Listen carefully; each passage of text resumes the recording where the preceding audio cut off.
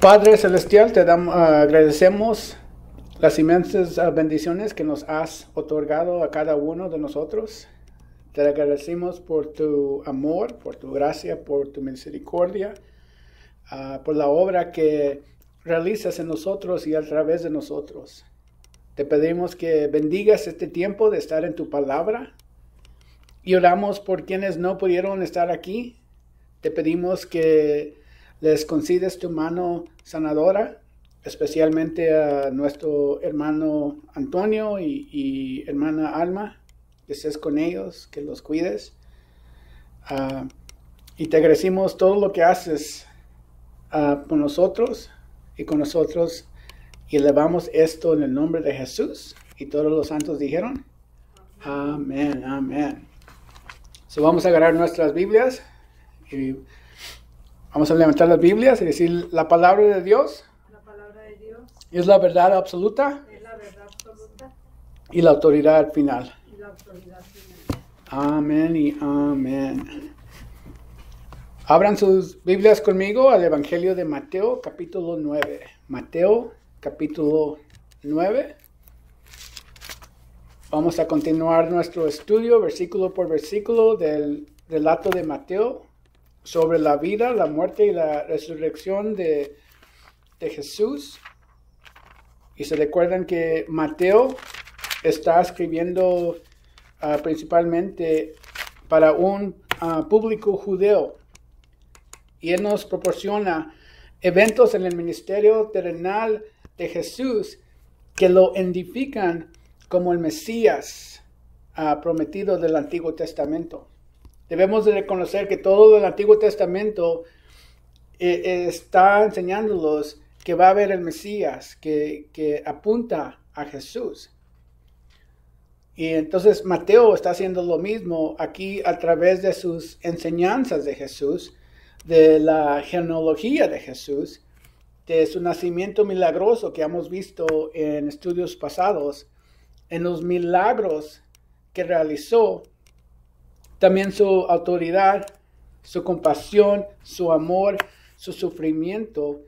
Todo viene apuntando como Jesús es el Mesías. Así que vamos a comenzar y vamos otra vez a levantar eso en oración para que los guíe y que esté con nosotros. Padre Celestial, al abrir tu palabra perfecta, te pedimos que estés con nosotros esta tarde. Que abras las Escrituras y que nos ayudes a absorber lo que nos vas a enseñar. Te pedimos que perdones nuestros pecados, porque nuestros pecados son muchos. Y elevamos esto en el nombre de Jesús. Y todos los santos dijeron, amén. So, estamos en Mateo capítulo, dije 9. 9. So, vamos a leer el texto y luego vamos a regresar y vamos a ver lo que nos va a enseñar el Señor. En el versículo 1 dice, Jesús subió a una barca y regresó al otro lado del lago, a su propia ciudad. Unos hombres le llevaron a un paralítico en una camilla. Al ver la fe de ellos, Jesús le dijo al paralítico, ánimo, hijo mío, tus pecados son perdonados. Entonces algunos de los maestros de la ley religiosa decían en su interior, es una blasfemia. ¿Acaso se cree que es Dios? Jesús sabía lo que ellos estaban pensando. Así que les preguntó, ¿por qué tienen pensamientos tan malvados en el corazón? ¿Qué es más fácil decir? ¿Tus pecados son perdonados? ¿O ponte de pie y camina?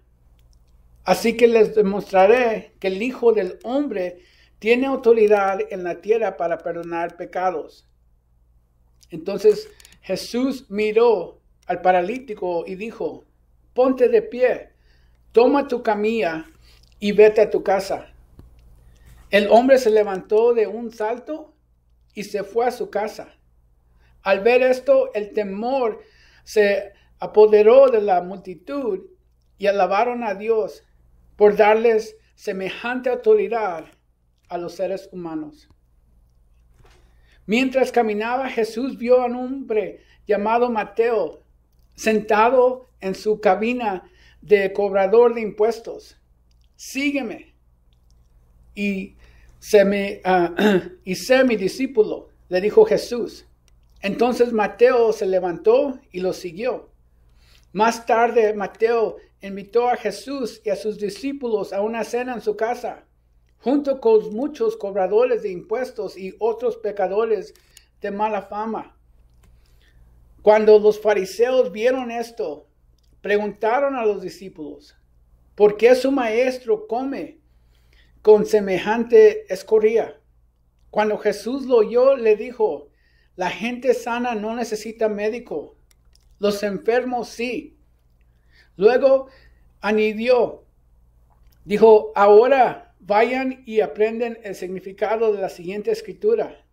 Quiero que tengan compasión, no que ofrezcan sacrificios, pues no he venido a llamar a los que se creen justos, sino a los que saben que son pecadores. Un día los discípulos de Juan Bautista se acercaron a Jesús y le preguntaron, ¿por qué tus discípulos no ayunan? ¿Cómo lo hacemos nosotros y los fariseos? Jesús respondió, ¿acaso los invitados de una boda están de luto mientras festejan con el novio? Por supuesto que no. Pero un día el novio será llevado y entonces sí ayunarán. Además, ¿a quién se le ocurría remender una prenda vieja con tela nueva? Pues el remedio nuevo encogería y se desprendería de la tela vieja, la cual dejaría una rotura aún mayor que la anterior. Y nadie pone vino nuevo en cueros viejos, pero los cueros viejos se reventarían por la presión y el vino se derramaría. Y los cueros quedaron arruinados. El vino nuevo se guarda en cueros nuevos para preservar a ambos. Debemos de reconocer que al fin de nuestro estudio de la última vez que estuvimos aquí, vimos que Jesús y sus discípulos, aquellos que calcularon el costo y aquellos que dijeron que iban a seguir a Jesús, que ellos subieron a sus barcas y siguieron a Jesús hasta el otro lado del mar de Galilea. Y ahí fue donde vimos que Jesús encontró a los dos hombres que estaban poseídos con los demonios. Así vimos a Jesús expulsar los demonios. Recuerden que los otros evangelios nos dice que habían muchos demonios dentro de estos dos hombres.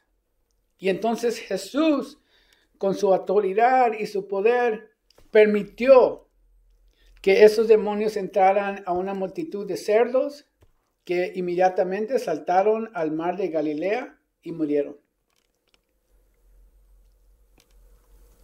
Y les señalé que en el capítulo 8, Mateo usa una serie de eventos para recordarnos el poder y la autoridad de Jesús. Porque Él es un rey, después de todo, que tiene poder y tiene autoridad. Jesús tiene la autoridad sobre las Escrituras. Lo vimos al final del Sermón del Monte. Jesús tiene el poder y la autoridad sobre la enfermedad. Lo vimos en los milagros que hizo en el capítulo 8. Y también vimos a Jesús expulsar demonios. Jesús demuestra su poder y autoridad sobre el reino espiritual. Jesús tiene autoridad sobre la naturaleza de nuevo. Vimos que ordenó a las olas y al viento que se calmaran, y a las olas y el viento se detuvieron. Jesús trae paz para el mar. Y en nuestro texto esta tarde Jesús traerá paz a la conciencia humana. Jesús demostrará su poder y autoridad sobre el pecado. Ya vimos que tiene autoridad sobre la naturaleza y de las enfermedades, cuando vimos que sanó al leproso. Pero aquí vamos a ver que Jesús va a demostrar su poder y autoridad sobre el pecado. Porque su poder y autoridad para liberarnos, para limpiarnos y perdonarnos a ti y a mí de nuestro pecado. Él tiene la autoridad y el poder. Vamos a ver versículo 1. Dice, Jesús subió a una barca y regresó al otro lado del lago, a su propia ciudad. Así que el capítulo comienza aquí con Jesús y sus discípulos cruzando de regreso al área de Capernaum donde vivían. Este es el área donde Jesús va a estar su ministerio terrenal. Ahí es donde se va a durar la mayoría de los 3 meses, de 3 años.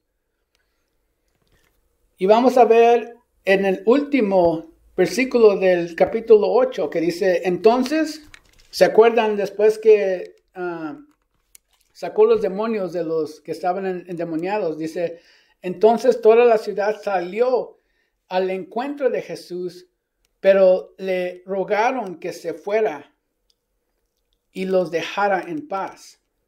Así que en el capítulo 9, aquí Jesús cumple el deseo de las personas que estaban en esa área. Y algo importante en los evangelios es que no menciona el regreso de Jesús a esa zona.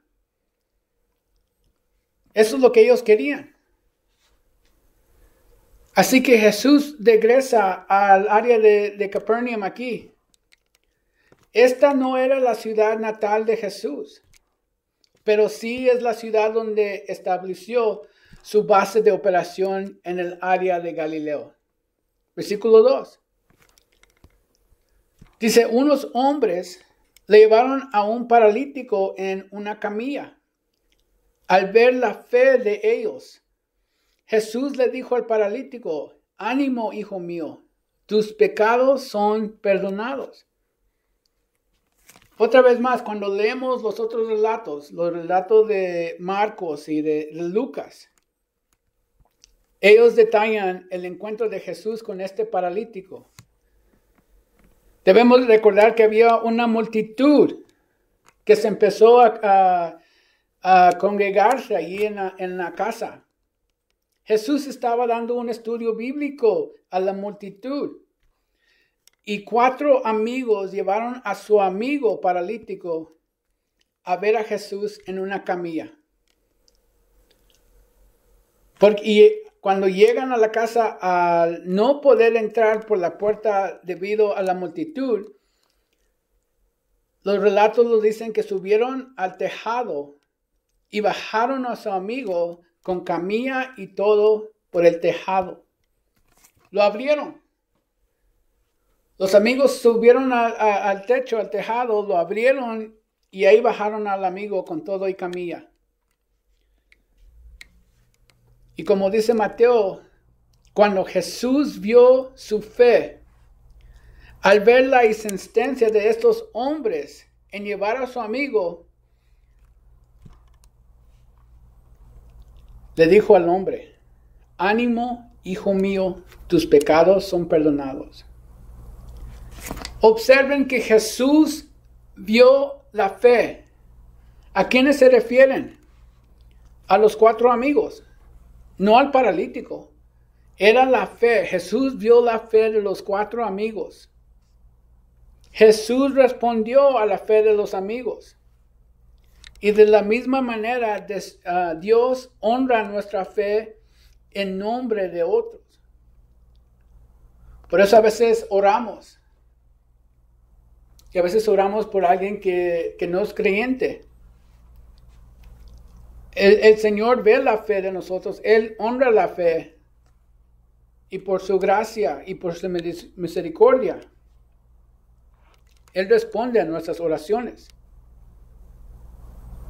Fíjense, Jesús no atendió primero las necesidades físicas del paralítico. Los amigos lo bajan de la tejada. Era paralítico, pero Jesús no atendió a las necesidades físicas del paralítico. Jesús atendió a las necesidades espirituales primero del paralítico. Verán una cosa, es ser físicamente discapacitado, pero ¿qué pasa con la persona que está discapacitada espiritual? Ese es alguien que no es un creyente, alguien que no pone su fe y confianza en el Señor. Jesús atendió a las necesidades espirituales. Jesús atendió el corazón del paralítico. Jesús perdona el pecado del paralítico. Piensen en la asombrosa declaración de Jesús. Dijo, ánimo, hijo mío, tus pecados son perdonados. La traducción a este paralítico, Jesús le está diciendo que tiene una posición correcta ante Dios. Pregunta, en este momento, cuando Jesús le declara estas palabras al paralítico, ¿se levanta el hombre sanado? No, porque todavía es paralítico. Él sigue ahí acostado en su cama. Pero fíjense, Jesús dice algo que perturbó la mente de los religiosos, los líderes religiosos. Versículo 3. Dice, entonces, algunos de los maestros de la ley religiosa decían en su interior, es una blasfemia. ¿Acaso se cree que es Dios? Cuando vemos el relato de Marcos, Marcos lo dice que esto, en el relato de él dice, ¿qué es lo que dice? Es una blasfemia, porque solo Dios puede perdonar pecados.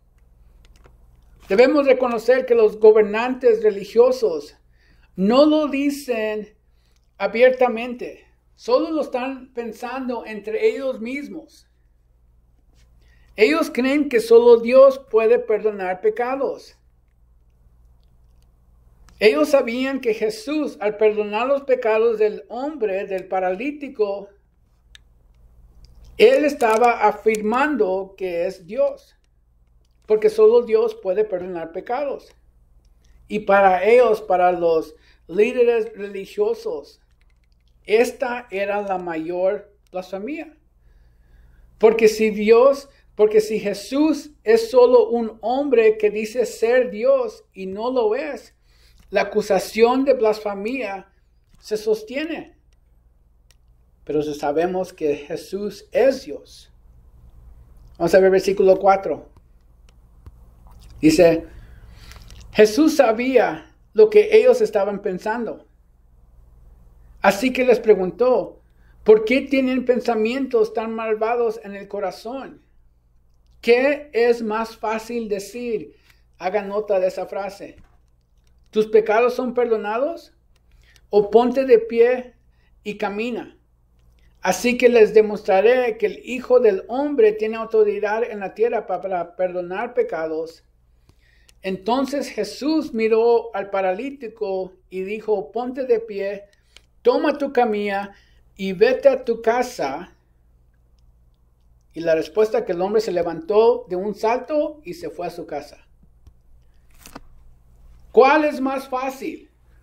Les pedí que notaran la pregunta que pregunta Jesús a los líderes religiosos.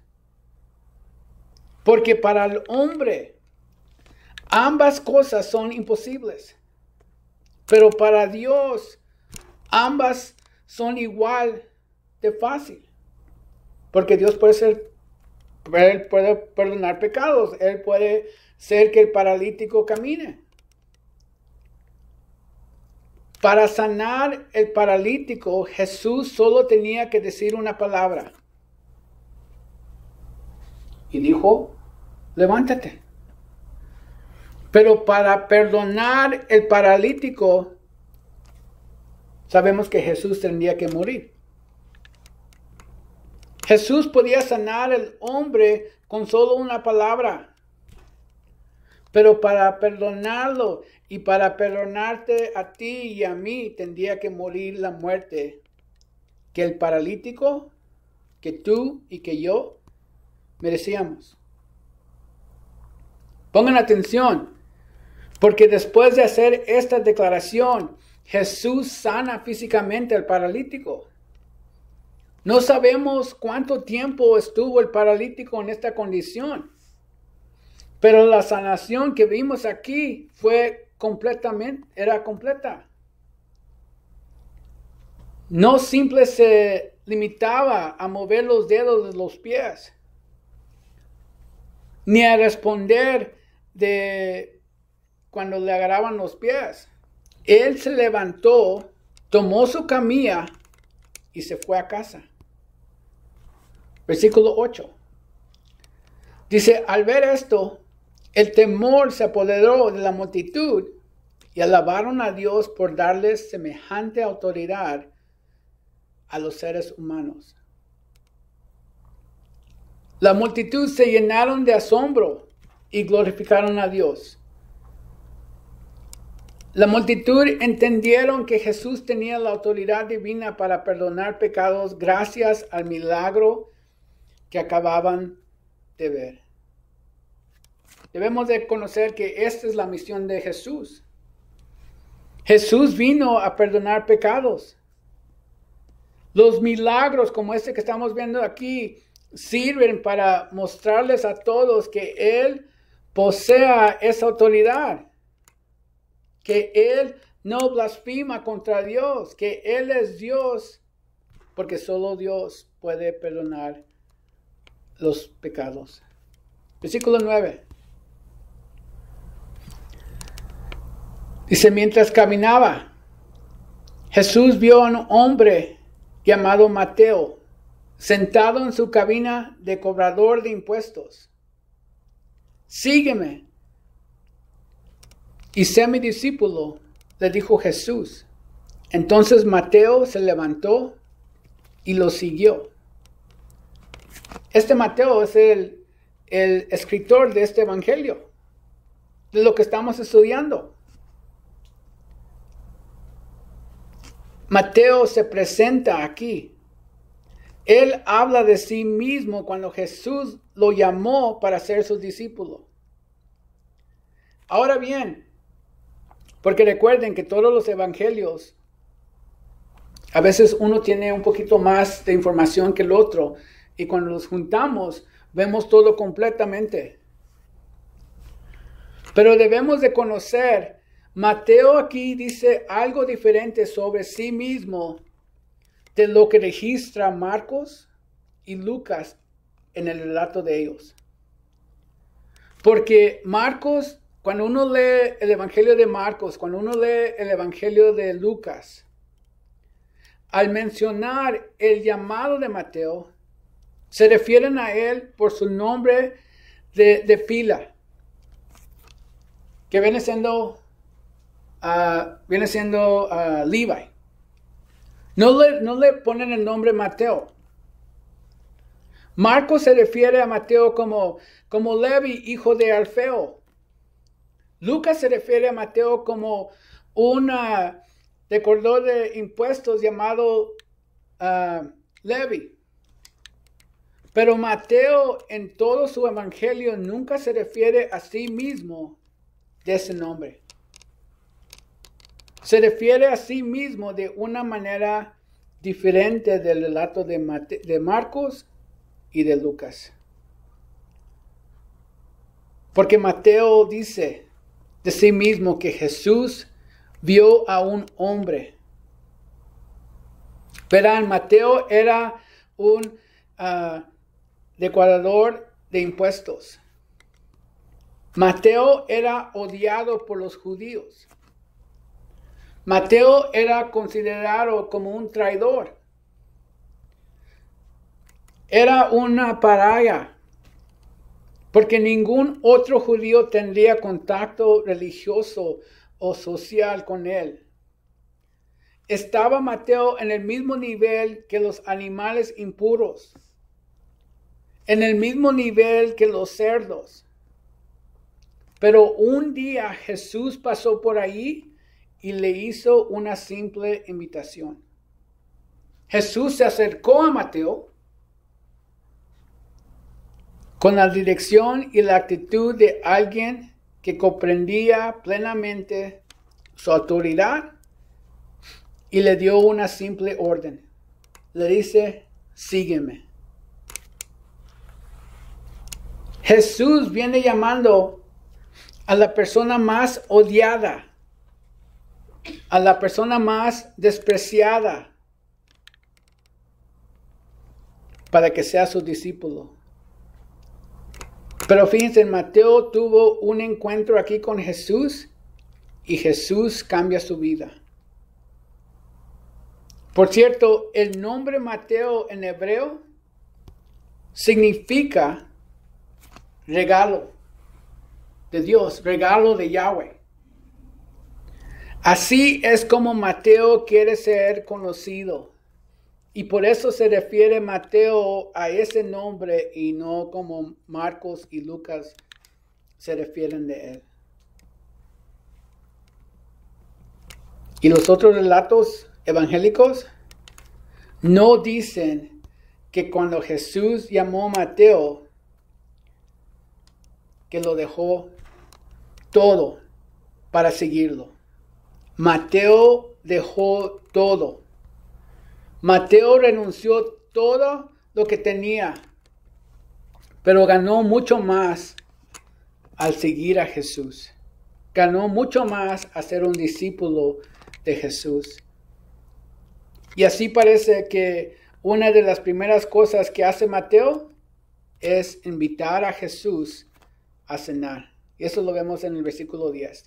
En el versículo 10 dice, más tarde, Mateo invitó a Jesús y sus discípulos a una cena en su casa, junto con muchos cobradores de impuestos y otros pecadores de mala fama. Debemos reconocer que esta fiesta que está teniendo aquí Mateo es iniciada por Mateo. Esta fiesta es financiada por Mateo. Y Mateo invita a todos sus amigos. Pregunta. Hace unos minutos les conté cómo veían los judíos a los recaudadores de impuestos. Pero fíjense en qué tipo de amigos tenía Mateo. Otros recaudadores de impuestos.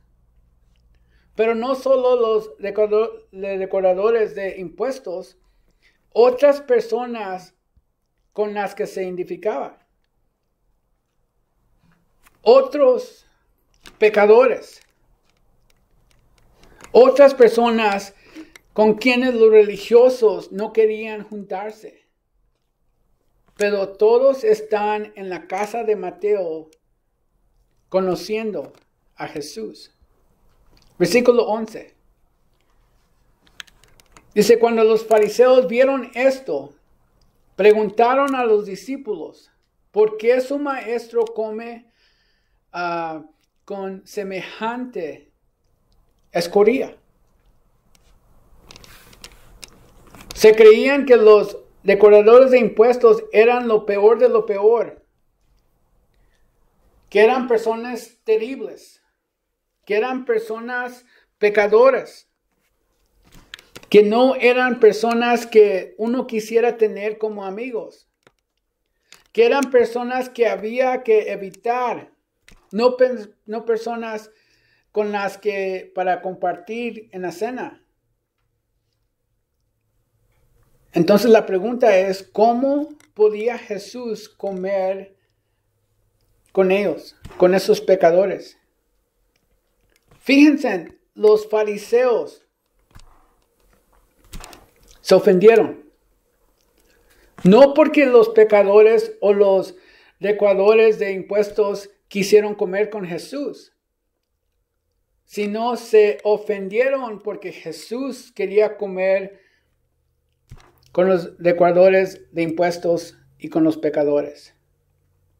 Se preguntaban, ¿por qué Jesús no come con la gente buena?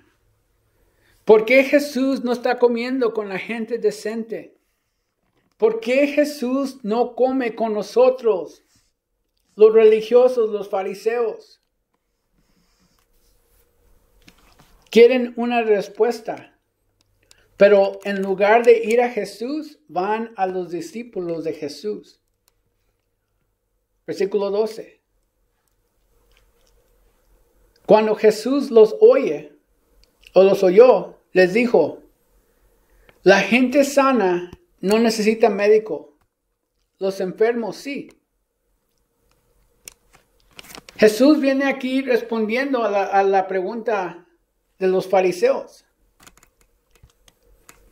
Su respuesta aquí revela una vez más su misión de Jesús, porque Jesús vino a perdonar pecadores. Jesús vino a perdonar pecados. Los sanos no necesitan médico, pero los enfermos sí. Jesús no vino a sanar ni a perdonar a quienes creen que no lo necesitan. Porque ya sabemos, si no creemos que estamos enfermos, si no sentimos que estamos enfermos, no vamos a ir a un médico. Quienes saben o quienes saben que están enfermos son los que reciben atención médica. Pero la respuesta de Jesús también habla de esta relación en sentido inverso. Se pueden imaginar a un médico que no atiende a un enfermo. Imagínense a pedir una cita con un médico porque algo está mal. Solo para recibir la respuesta de que no te atenderán porque tienes algo malo, porque tienes un problema. Pero vemos aquí que Jesús tiene que ir a los enfermos, que Jesús no puede cumplir su misión evitando los enfermos. Porque Jesús no vino para alejarse de ti ni de por nuestros pecados. Jesús vino a perdonar nuestros pecados. Estos gobernantes religiosos, ellos estaban convencidos de ser espirituales. Ellos estaban convencidos de ser morales y buenos. Ellos iban a la sinagoga, ellos leían la ley, ellos oraban, ellos ayunaban, ellos observaban la ley. Y desde la perspectiva, ellos se creían santos. Entonces, ¿por qué Jesús los menospreciaba? ¿Y cómo comía con los pecadores? Versículo 13 dice, luego añadió, ahora vayan. Este es Jesús aquí diciéndole a los fariseos.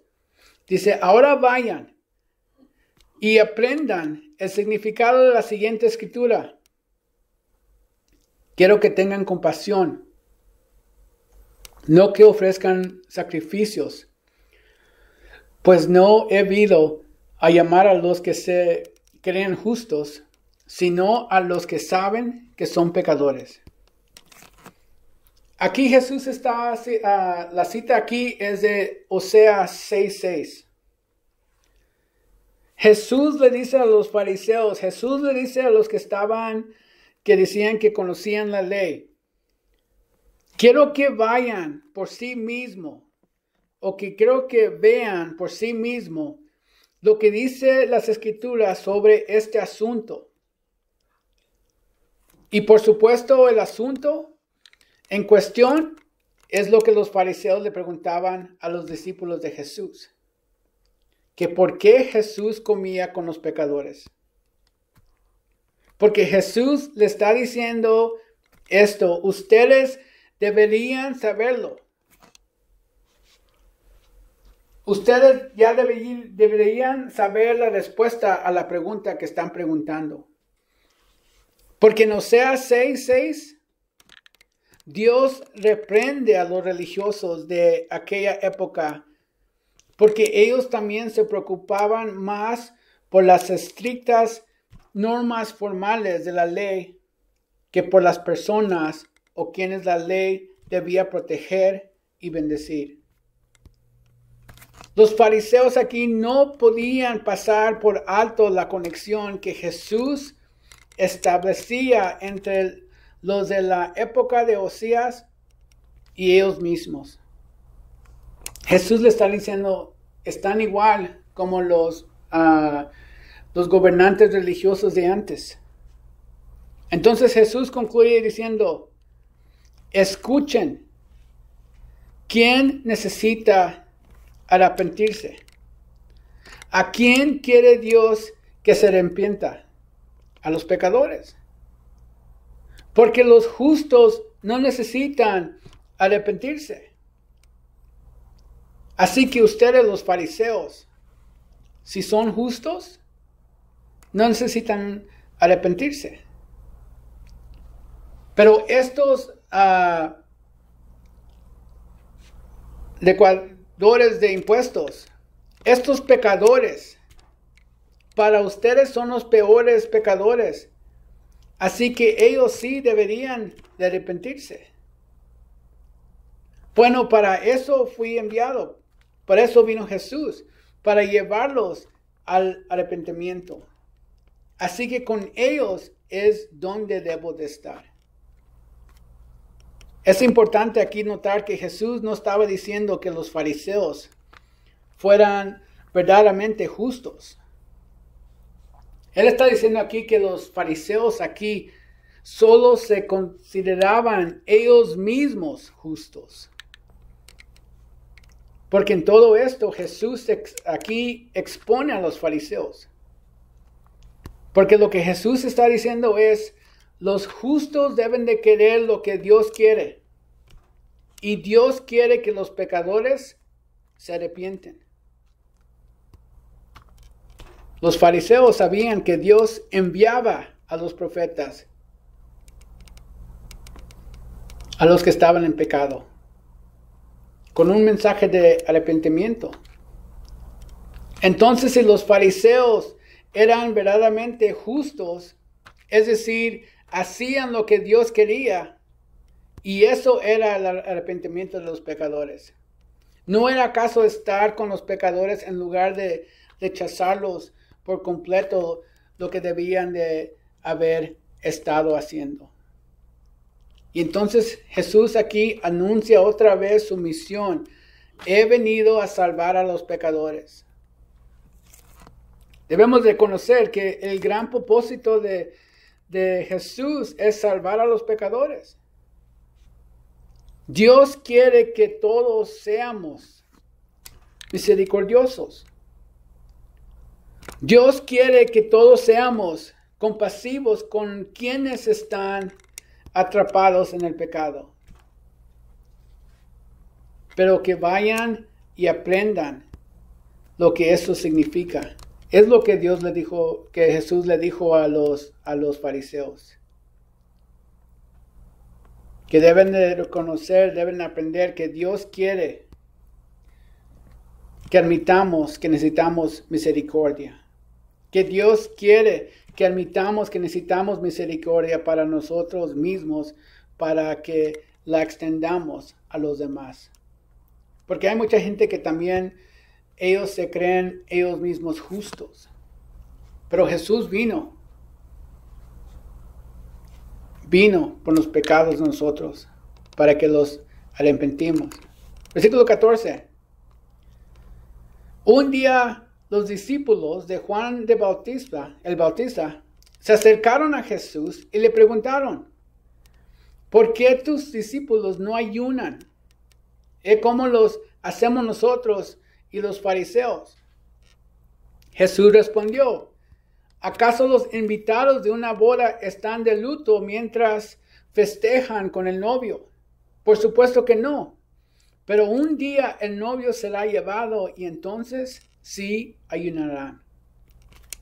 Hace unas semanas, cuando estábamos estudiando en el Sermón del Monte, vimos lo que Jesús dijo sobre el ayuno. Primero Jesús nos indicó lo que no debemos de hacer con respecto al ayuno. Él dijo que no ayunáramos como los hipócritas. Que no hagamos las caras, que no desfiguren su rostro. Y recuerden qué es el significado del ayuno. El ayuno es negar la carne. Y una manera de negar la carne es que no vamos a comer. Y la razón de ayunar es para buscar el rostro de Dios. Esa es la razón que ayunamos, para buscar el rostro de Dios. Entonces los discípulos de Juan el Bautista le preguntaron a Jesús por qué sus discípulos no ayunaban. Y la respuesta de Jesús fue, mis discípulos están en mi presencia. Mis discípulos ven el rostro de Dios. Entonces no necesitan ayunar. Porque Él está allí. Otra vez más, el ayuno es para buscar el rostro de Dios. Y si Jesús está enfrente de los discípulos, Jesús está diciendo, no necesitan ayunar porque aquí estoy enfrente de ellos. Pero entonces Jesús dice, pero llegará el momento cuando ya no voy a estar aquí. Entonces es que van a ayunar. 16, versículo 16. Dice, además, ¿a quién se le ocurría remendar una prenda vieja con tela nueva? Pues el remiendo nuevo encajaría y le desprendería de la tela vieja, lo cual dejaría una rotura aún mayor que la anterior. Y nadie pone vino nuevo en cueros viejos, pues los cueros viejos se reventarían por la presión y el vino se derramaría, y los cueros quedarían arruinados. El vino nuevo se guarda en cueros nuevos para preservar a ambos. Aquí Jesús viene diciendo dos ilustraciones para explicar por qué sus discípulos festejaban y por qué sus discípulos no ayunaban. Jesús ha venido y trae algo nuevo. Entonces Jesús dice aquí que sería inapropiado que sus discípulos ayunarán cuando lo nuevo ya ha llegado. Ellos no ayunan porque lo nuevo ya ha llegado. Jesús no vino a reparar ni a reformar el judaísmo. Él no vino a reparar las enseñanzas de los judíos o la ley. Jesús vino a traer un nuevo pacto que viene siendo la gracia. Porque el nuevo pacto no solo mejora el antiguo, lo reemplaza y lo supera. Jesús no vino a morir por nosotros para remendarnos. Jesús no vino Jesús no vino y no murió para mejorar nuestra religión. Jesús dice que las viejas apariencias de tradición, de religión y autojustificación deben ser reemplazadas por misericordia, por compasión, por perdón y purificación. Y por eso necesitamos un Salvador. Porque la ley era de cosas que debemos de hacer, cosas que no debemos de hacer. Pero Jesús dice no. Por eso necesitamos un Salvador. Porque yo vengo a traer algo nuevo, no a reparar algo viejo.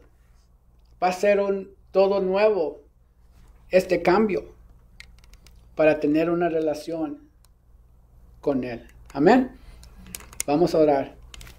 Padre Celestial, otra vez más te damos gracias por esta palabra que nos has dado hoy. Ayúdanos a digerir lo que nos acabas de enseñar. Ayúdanos a comprender tu misión, que viniste a salvar a los pecadores. Y esa es también nuestra misión de nosotros, de los creyentes. Ayúdanos a tener un corazón para los que están perdidos. Ayúdanos a ver a todos como tú los ves. Te levantamos a quienes no te conocen, también a los que se han alejado, y te pedimos que suavices sus corazones. Te damos gracias por todo lo que haces.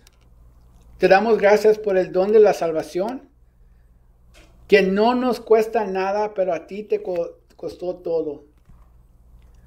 Te damos gracias otra vez más por todo lo que haces en nuestras vidas. Eres perfecto en todos tus caminos, y elevamos esto en el nombre de Jesús, y todos los santos dijeron, amén.